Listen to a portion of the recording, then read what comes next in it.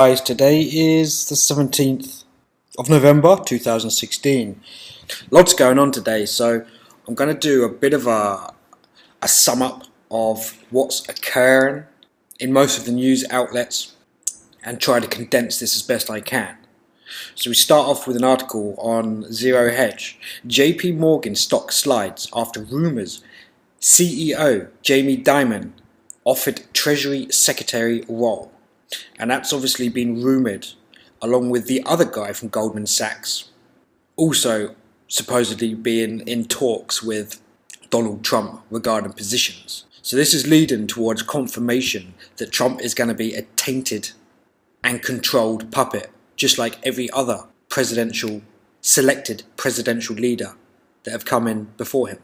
And as it states just down here, Jamie Dimon is a JP Morgan man, and this Mnuchin is the Goldman Sachs entity. Both are highly likely to be given positions. So moving on to the next article. War on cash intensifies. And this is on the 16th of November. War on cash intensifies. Citibank to stop accepting cash at some branches. And this is submitted by Simon Black via sovereignman.com. Less than a week after India's surprise move to scrap its highest denomination cash notes, another front in the war on cash has intensified down under in Australia. Yesterday, banking giant UBS proposed that eliminating Australia's $100 and $50 bills would be good for the economy and good for the banks. So guys, the only way this is going to be good is limiting cash in circulation, other than small denominations.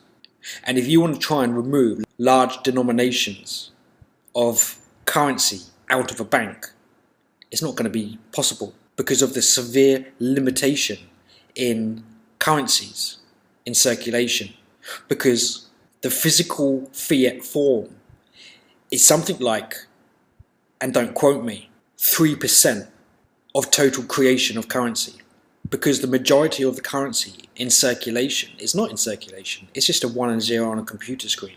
So if you imagine a bail-in scenario, or even a run on the banks for whatever the reason might be, in order to withdraw cash form, it will take a very small percentage of account holders to remove every single cash element from the bank. But you guys know that already. So yeah, obviously, as we also know, the Indian aspect is going to be covered in this video as well. And funny enough, here, another article on Zero Hedge. Bond vigilantes stir as Trump team hints at, quote, infrastructure bank.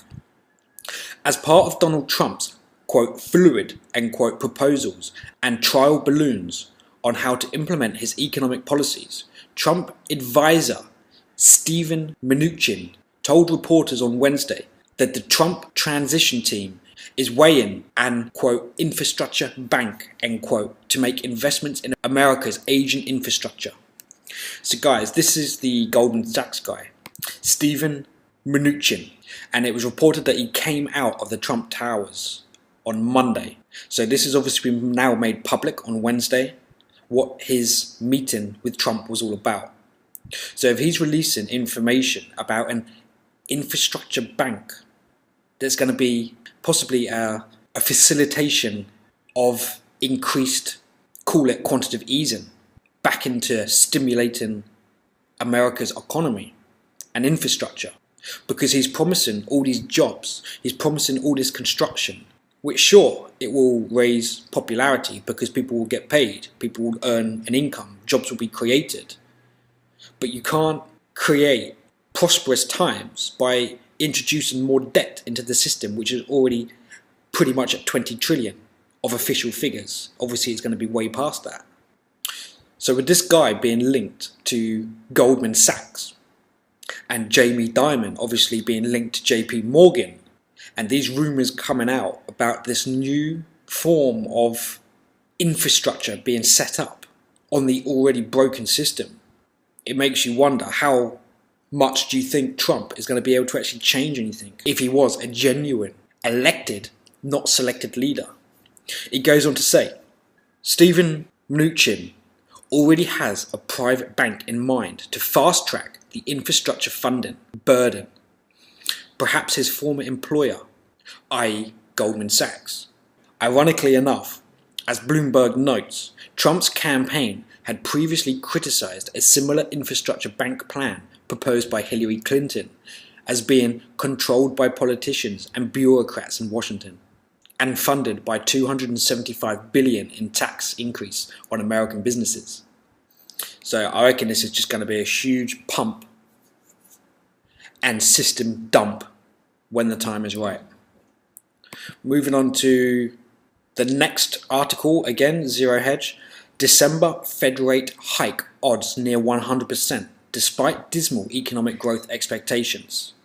Quote, the market is expecting an interest rate hike in December, and there is no fundamental reason for the Fed, end quote, to disappoint.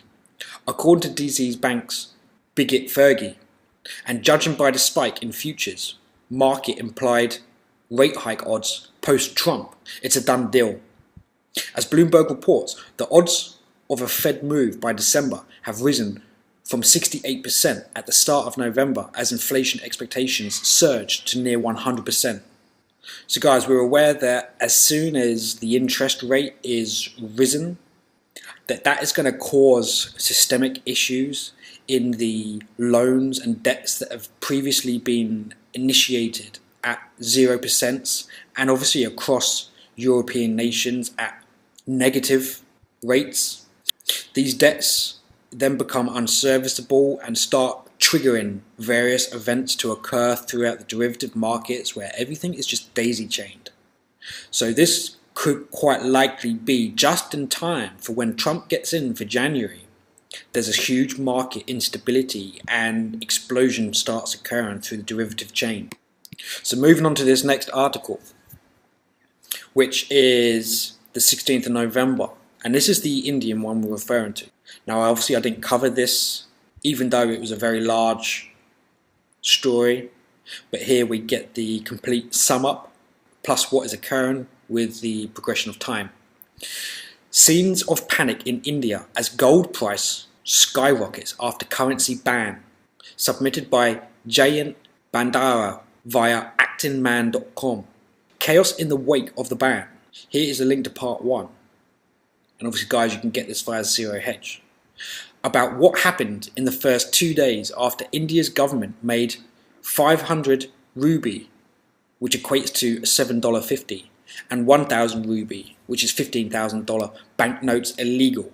They can now only be converted to 100, which is $1.50, or lower denomination notes, at bank branches or post offices. Banks were closed the first day after the decision. What follows is the crux of what has happened over the subsequent 4 days. And here, this is the Prime Minister of India, Narendra Modi. Today, India is on the verge of a major social political crisis. And let me just pause there for a second, guys, because I just want to show you the actual population of people inside of India.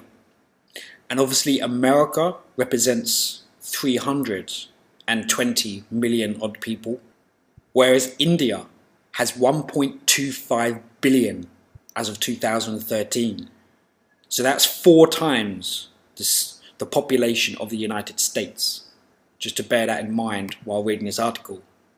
So carrying on, today India is on the verge of a major social political crisis unless either the government backs off from the decision of banning the currency or some real magic happens.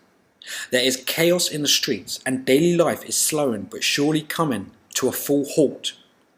What Modi did was not only heavy-handed, hugely arrogant and of no value, it has been very badly implemented to boot, as everything in India always is, and carries the real potential for escalating and snowballing into something horrific. They could have seen that this was not going to end well by simply using primary school maths. Modi, nationalism, and the public school indoctrination middle class. India today is like a cult under the influence of Narendra Modi, in which, unlike in the past, not the poorest or uneducated citizens, but mostly members of a so-called educated middle class, participate. Over the last 2 decades, people have been exposed to mass education, TV, and nationalistic propaganda without being taught an iota of critical thinking skills. In other words, guys, brainwashed. In a society in which the concept of reason does not exist, this has made these people receptive to any kind of propaganda with a nationalistic Hindutva bent, which means fanatical Hinduism, which is rapidly manifesting.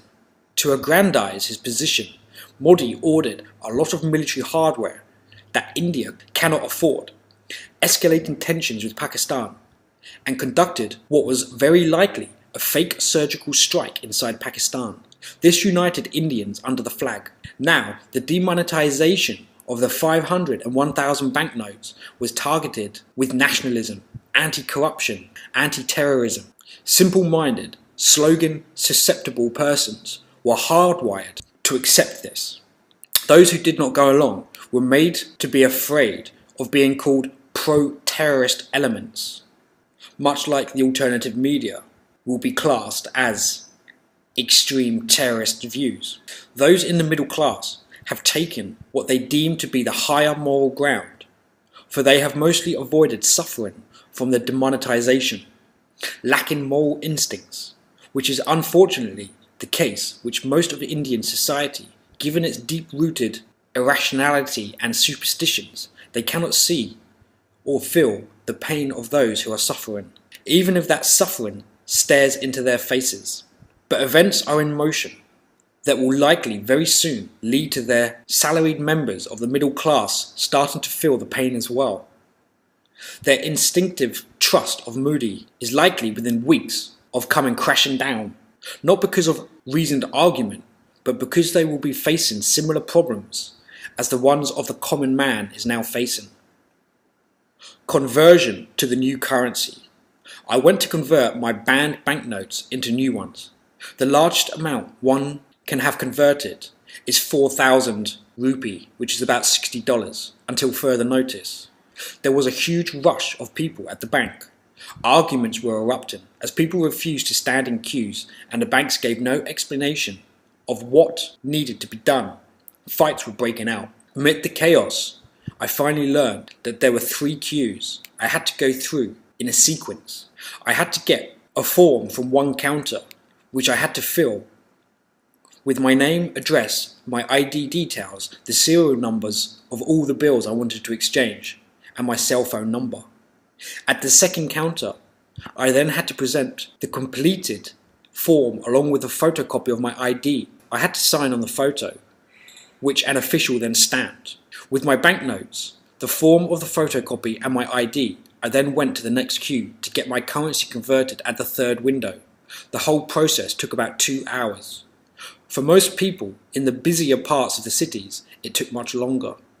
And guys, he's got a link to a YouTube video here, you can obviously check that out, of day 1 of the bank's opening. It goes on to say, 97% of the Indian economy is cash-based, with 88% of the outstanding currency no longer usable. The economy is coming to a standstill. The daily wage labour, who leads a hand-to-mouth existence in the country with GDP per capita of a mere $1,600, no longer has work, as his employer has no cash to pay his wages. His life is in utter chaos.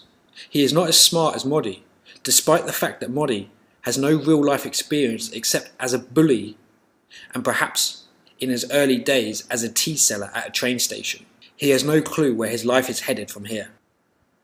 And there's another link here to desperately poor people raiding a supermarket, obviously pretty much starving for food. Goes on to say why the problem will get much worse.